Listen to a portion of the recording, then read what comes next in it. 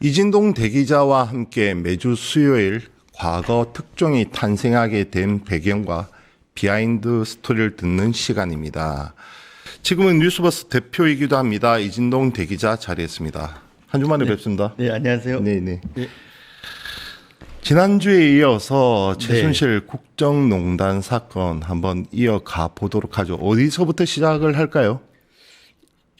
이게 이제 지난번에도 제가 말씀드렸지만 이 국정농단 사건 보도는 그때 제가 이제 TV조선에 있으면서 했지 않습니까? 제가 하긴 한 거지만 사실 TV조선과 조선일보 성향에 역주행하는 완전히 거슬러 올라가는 그 성향과 안 맞는 보도였거든요. 저희도 그 당시에는 뭐 이야기가 어려웠습니다. 네, 조선에서 이걸 쓴다고 이렇게 저도 이제 기자된 입장에서 받아들였었거든요. 네. 그런데 이제 그 당시에도 지난번에도 말씀드렸지만 그러다 보니 이해가 안 되지 않습니까? 네네. 왜 조선일보가 박근혜 정권의 어떤 그 스모킹건 같은 보도를 해서 박근혜 정권을 무너뜨리고 하려는가 이런 부분에서 이제 이해가 안 가는 측면이 있다 보니까 네네. 보수 정권 재창출론 이 얘기가 나오지 않았습니까? 네네네. 그러니까 박근혜가 지금 불통 권위주의 정권이고 네네네. 이게 이제 그 2016년 총선에서 참패하고 나다 보니까 다음 정권을 생각을 해서 박근혜를 무너뜨리고 그 다음 정권을 내세울 사람과 결탁해서 그 다음 정권을 생각하고 박근혜 정권을 무너뜨리려 하는구나. 그러다 보니까 박근혜와 조선일보 간의 싸움이 크게 붙었다. 이런 어떤 시나리오에서 생각하지 않았습니까? 실제 그랬습니까? 이제 오늘은 이제 그 부분에 대해서 얘기를 해야 될 것 같아요. 네. 그래서 그게 아니다. 네. 물론 조선일보에서 거기에 대해서 지금까지 아무 얘기도 안 하잖아요. 네네. 왜 안 하느냐. 본인들 입장에서는 좋은 얘기거든요. 우리가 정권도 창출할 수 있다. 밖에서 그렇게 알면 그렇죠. 올릴 수도 있고 내릴 수도 있다. 그렇게 네. 알아주면 그러니까 그 비판하는 측면에서는 조선일보의 어떤 정치성, 어떤 권력과의 유착 이런 비판을 하지만 조선일보 입장에서 우리가 그만큼 힘이 있다는 얘기 아니냐, 영향력이 그렇죠. 있다는 얘기 아니냐 이렇게 보이기 때문에 거기에서 부인도 안 하고 시인도 긍정도 안 하잖아요. 근데 실제 그렇지 않았다. 그 당시에는 어떻게 보면 종이 호랑이 같은 거였다. 이런 얘기. 당시 조선과 박근혜 청와대와 관계가 썩 좋은 편은 아니었지 않습니까? 이제 이렇게 되는 거죠. 아까 말했던 대로 이제 결국은 그 싸움의 씨앗은 불신에서 시작이 됩니다. 네네. 네. 근데 조선일보라는 데가 어떤 데입니까? 조선과 TV조선 하면 대표적인 보수 성향 매체라고 이렇게 하지 않습니까? 근데 조선 하면은 만약에 우리가 무너지면 뭐 보수가 무너진다. 본인들을 최후 보루로 생각을 합니다. 네네. 네, 그런 성향도 있고 그리고 보수 세력의 어떤 방향성을 제시하기도 하고 그래서 그 노골적으로 보수 정치 세력과 이렇게 호흡을 같이 해왔지 않습니까? 대표적으로 이제 윤석열 정권 이렇게 보면 알잖아요. 네네네. 윤석열 그러니까 그게 19대 대선이었죠. 19대 대선. 그랬죠. 네, 19대 대선이죠. 윤석열이 나온 게. 예. 그때는 어땠습니까? 윤석열을 대신해서 싸워주고 네. 야당과의 싸움을 윤석열 대신해서 해주기도 하고 편들어주고 일방적으로 방어해주고 그리고 나서 윤석열 정권이 들어선 다음에는 떠받쳤고 네. 그리고 최후까지 그 미래를 못 버리지 않았습니까? 네, 그런 네. 비판도 많이 받았는데 내란으로 해서 윤석열 정권이 무너지고 나서도 거기에 대해서 반성은 일절 없지 않습니까? 이런 정도로 이게 이제 어떤 보수의 보루. 그러니까 윤석열 정권이 굉장히 윤석열이 그런 사람이라는 걸 내부에서 모를 리가 없거든요. 네네. 하지만 윤석열이 무너지면 이게 다 와야 된다라고 생각을 하기 때문에 계속해서 떠받쳐 왔던 거라고 봐야 되는 거죠. 네네. 그런 어떤 상황에서 국정농단 보도라고 한다면 그 박근혜 정권을 그러니까 결국은 결과적으로 보면 괴멸 위기를 불러왔잖아요. 그렇죠. 예. 결과론을 떠나서도 어쨌든 박근혜 정권의 이제 숨겨진 실세, 네. 민낯이 드러나는 보도였는데 네. 저는 이제 이 보도가 나가기까지 지난한 과정이 참 눈에 선하기도 하고 그려지기도 하고 그리고 이 상층부의 압력이 상당했을 것 같은데 네. 어떻게 이게 이겨내고 보도까지 이어졌나. 물론 중간에는 또 약간 잠잠하기도 네. 했었죠. 그러니까 이제 그 윤석열 내란에 대한 극복 이게 이제 빛의 혁명이었다면 박근혜 정권의 어떤 정권을 무너뜨린 그 배경에는 또 촛불혁명이라고 있지 네, 않습니까? 그렇습니다. 근데 촛불혁명 전사가 언론의 국정농단 보도였거든요. 네. 그래서 그 언론의 보도가 챗볼로 넘어가는 가교 역할을 한 게 이제 대표적으로 기억하시는 게 JTBC 태블릿 PC 보도다. 네, 기억합니다. 이렇게 기억하시겠지만 JTBC 태블릿 PC 보도가 하늘에서 갑자기 뚝 떨어진 건 아니거든요. 네. 그 전사들이 있는 거죠. 빌드업들이 있었죠. 네. 그런데 그 맨 앞에는 이제 아까 제가 얘기했던 제가 그 당시 이제 했던 그 펭귄 팀이 그 미르 재단과 K스포츠 재단의 강제 모금 보도 네. 이런 것들이 있었고 그게 이제 전사고 그리고 나서 최순실을 아까 얘기했던데 최순실을 딱 꼭지만 따고 최순실 이름을 등장시켜야 될 지점에서 이제 틀어 막은 거죠. 네네. 틀어 막았고 그걸 한겨레가 바통을 이어받았고 그다음에 JTBC 이어줬고 JTBC 태블릿 PC 보도 이후에 그리고 나서 다시 이제 그 바통을 제가 이어받아서 그다음에 블랙리스트 보도를 한다든가 네네. 이런 보도를 이제 쭉 이어왔단 말이에요. CCTV 그리고 주차장 CCTV 네, 기억합니다. 그리고 지난번에 말했던 의상실. CCTV 이런 보도들이 바로 JTBC 태블릿 PC 보도 난 다음에 바로 다음 날부터 이어지거든요. 네. 그러니까 그 기간 동안에는 굉장히 그 제동에 걸려 있었다는 거죠. 네. 어느 정도였습니까? 직접적인 부분이 언급이 이제 있던가요? 그때 펭귄팀을 이끄셨지 않습니까? 네, 그 있었죠. 네, 그 제동이니까 사실 이제 그걸 뭐라고 부르면 최순실 금기어 사태라고 저는 그 용어를 쓰거든요. 최순실 금기어. 금기어 그러니까 사태.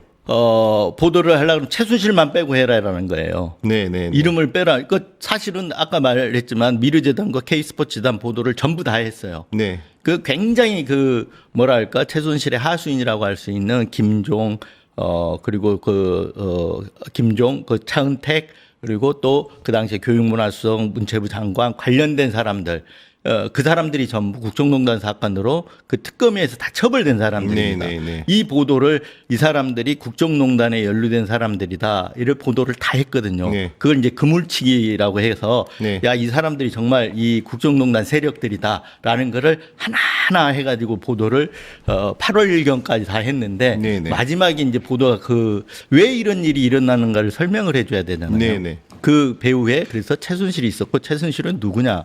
박근혜와 이런 관계다. CCTV를 공개를 해야 될 시점에 딱 그 부분을 막아버린 거죠. 네. 그러니까 그 전 단계까지는 사실 이렇게까지 내부에서도 커질이라고는 이렇게 생각을 못 했던 것 같아요.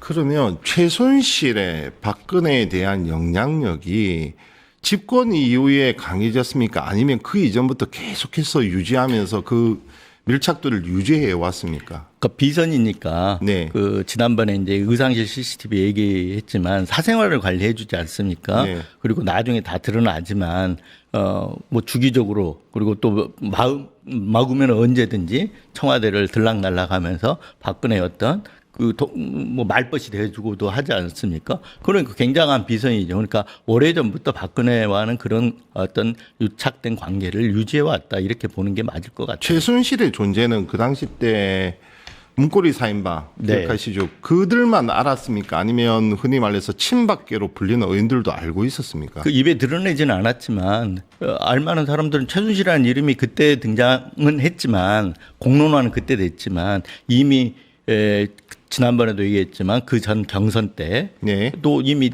그렇죠. MB 쪽에서 다 나와서 최태민 목사의 딸이고 박근혜하고 이런 관계다라고 물론 부인을 했습니다. 박근혜 쪽에서 부인을 해가지고 수면 아래로 가라앉아 있었지만 알만한 사람들은 다 알았다 이렇게 보이고요. 그리고 그 문고리 3인방 그 당시에 박근혜 대통령 그 비서관들이 있지 않습니까? 에호싸고 있던 비서관들 네네. 플러스 친박의 핵심들은 알고 있었을 거다. 저는 이렇게 보는데 알고도 저는 얘기를 안 했을 뿐이지 쉬쉬했을 뿐이지 어느 정도 깊숙한 지점에서는 알고 있었고 뭐랄까 이게 뭐 하여튼 알고 있었다라고 봐야 될 것 같아요. 네. 그때 최순실 보도 그다음에 제가 기억나는 보도가 당시 우병우 민정에 네. 대한 보도였습니다. 그래서 조선과 박근혜 청와대가 맞붙나? 네. 이런 얘기가 시중에 나돌았던 기억이 납니다. 그러니까 이제 얘기가 다시 돌아가면 네.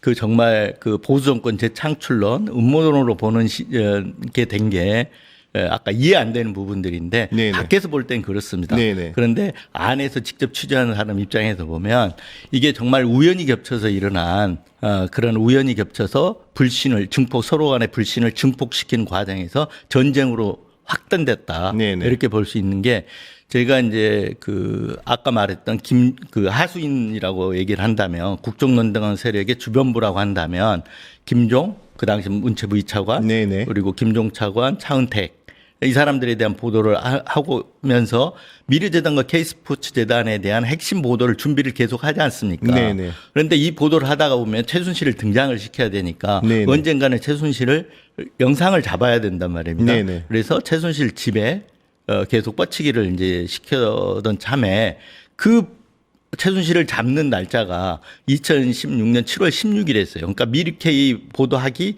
거의 뭐 한 20일 전쯤부터 네네. 하다가 전쯤부터 영상을 확보를 해놓은 거죠. 네네. 그게 7월 16일인데 공교롭게도 그때 이제 7월 16일 날 나가가지고 그 주차장에서 최순실을 맞닥뜨렸을 때 네네. 그 취재 기자가 던진 얘기가 김종 차관 잘 아십니까? 그리고 차은택 잘 아십니까? 이 두 사람 인사에 개입했습니까? 네네. 이런 얘기를 이제 물어본 거예요. 네네. 다른 얘기는 물어보지 않고 왜 이 두 얘기만 물어봤냐면 이 두 부분은 보도가 이미 됐기 때문에 네네. 공개가 돼도 상관없는데 다른 얘기들은 이제 앞으로 보도할 내용들이잖아요. 미르재단이라든가 K스포츠재단은.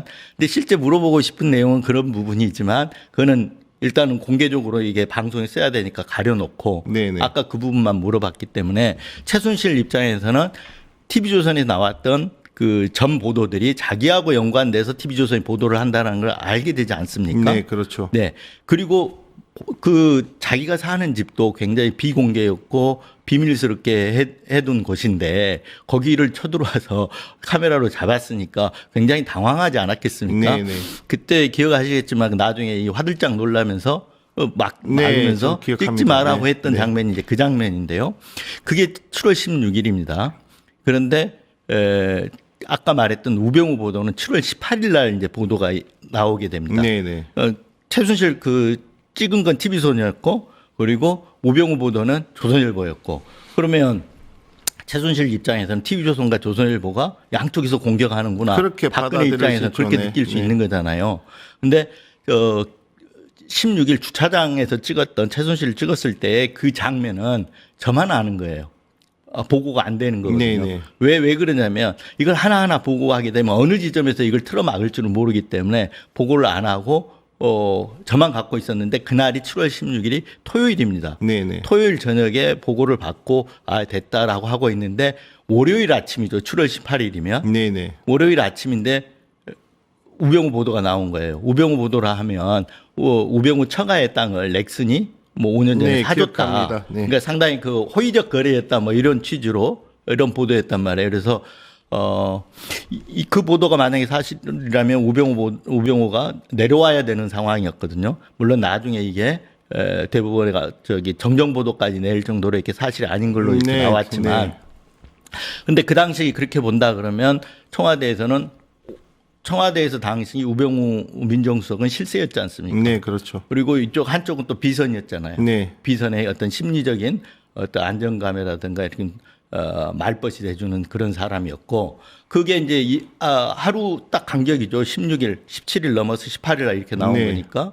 그리고 나서 19일 날 또 어떤 일이 있었냐면 소위 말하면 친박 녹취록 보도가 나오게 됩니다. 네네. 2016년에 이제 서청원 전 대표 네네네. 공천을 주기 위해서 그 친박 인사 한 명을 주저앉히려는 그 이제 친박 인사 윤상현, 뭐 현규환 정무수석 등등이 앉히려고 이렇게 했던 그런 내용의 녹취록들이 보도를 또 TV조선을 하게 됩니다. 네네. 근데 이 보도들이 다 뭐 짠 듯이 이루어지잖아요. 16, 18, 19일. 네네. 그러니까 네. 어떻게 보면 그 한쪽은 비선이고 그리고 두 번째는 이제 그 청와대 본진이라고 할 수 있잖아요. 네네. 민정수석 핵심 그리고 또 당의 본진, 여당의 본진, 친박 그 핵심 인사들이잖아요.